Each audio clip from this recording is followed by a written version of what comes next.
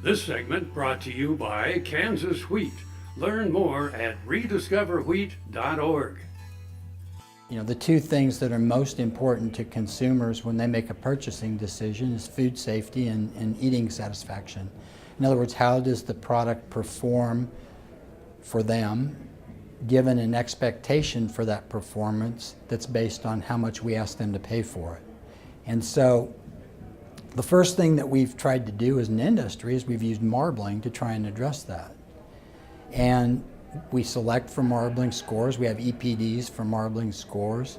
But in truth, we haven't appeared to have made a lot of genetic progress because we actually produce fewer choice and prime carcasses today than we produced in the 1970s by quite a distance. And so the issue becomes that if we do see any improvement, what was the reason for that improvement? Was it because we have modified the population genome by selecting for specific genes? In our case, it doesn't appear to be so. It appears to be that any improvements that we've made in marbling score have been merely the consequence of changing the hide color of our population. There's a number of reasons for that. One of the reasons is that we don't have a good pricing mechanism that sends appropriate signals to producers on what they should emphasize in their genetic selection. That's the first problem. But another more important and concerning problem to me is that we do have EPDs for all of these characteristics, and I know lots of people that utilize them. I know there's some that don't.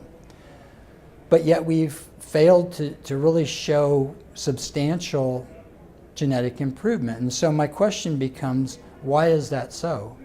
And I think it's so because perhaps it's not just the genome of the animal that we should be selecting against.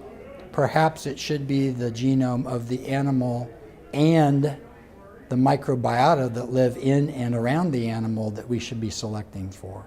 Perhaps what animal geneticists might be thinking about looking for in the future is not only selecting for gene expression that occurs in the genome of cattle, but also gene expression that occurs in the genome of the microbiome. So all of the organisms that live together inside an animal.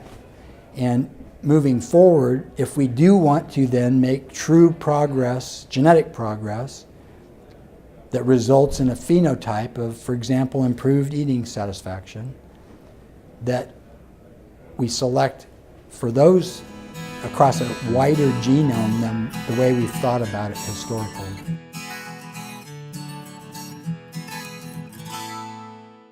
Soil is the life of a farm, and for 25 years, SureCrop liquid crop nutrition has helped growers produce abundant quality crops while preserving and improving the soils they steward. SureCrop offers complete soil and plant analysis with cropping recommendations, delivery direct to your on-farm storage, and quality crop nutrition custom blended for your field. Choose SureCrop for the assurance of excellence for your soil. Call today or visit their website for more information.